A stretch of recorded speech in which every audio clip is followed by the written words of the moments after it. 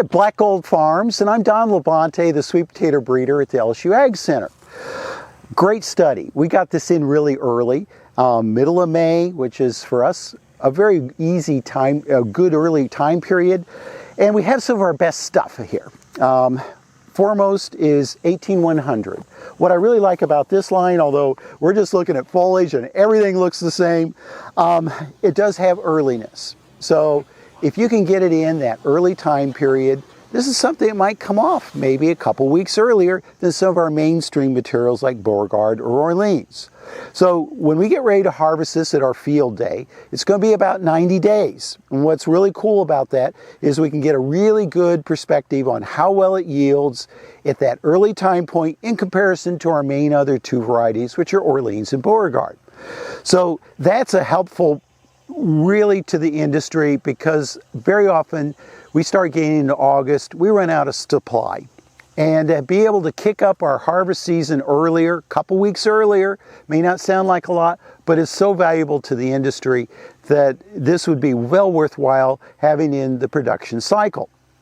Another nice aspect of something that's also early is that we're able to, when we have really bad weather in the spring, can't get out there, get planted until late, and that may be into June or so.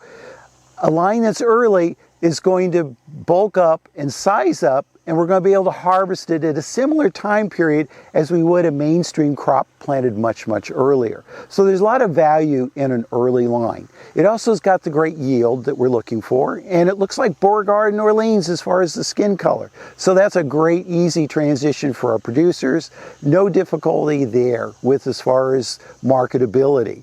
One of the other nice features of it, it does have high levels of resistance to southern root knot nematode, which Beauregard and Orleans do not have. And we really like its look. It's just got some really nice high yield characteristics. We're seeing a higher rank as far as the yield for 18100 versus Beauregard and Orleans. So that's got us excited. But you know what? You got to test them. You got to test them again and again. And that's what we're doing here, as well as in so many other farms, in so many other states. You got to look at them and find out what's wrong with them. We know what's right with it, but we also need to find out what are its failings. And then we can work around those, but sometimes it means we have to move on and go on with some other line in the future. But you know what? We've looked at this many, many times in many farms, and it's looking good. And so this year we've got it in about 12 different farm plots. And you know what? We're going to have a good read on what it can and cannot do, and so we'll see if it's got that potential for release. If it doesn't pan out, we also have a couple other lines here in this field day trial, 1918 and 1920. Those are two that we're also looking at.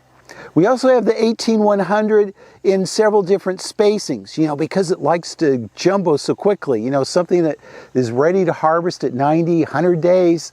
If you get behind a little bit, wow, it can get really sized on you. And so we're looking at both a tighter 10-inch spacing versus a 12-inch spacing to see if we can control that sizing on that sweet potato. What's really going to be exciting about this is we've got about another month of growth left before we harvest this for our field day, which is August 31st, the end of the month.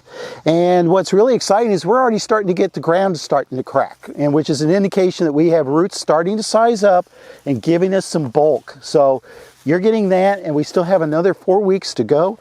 Really, really excited about what we're going to end up seeing when we harvest this plot. Well, when we look at those 2 to 3 lines that we end up looking at for the industry, there's a lot of work that goes on before that.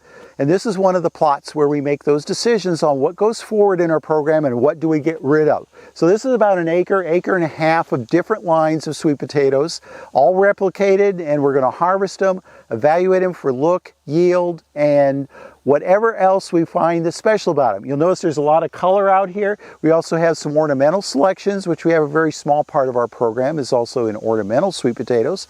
But mostly we're looking for that new next variety for the industry.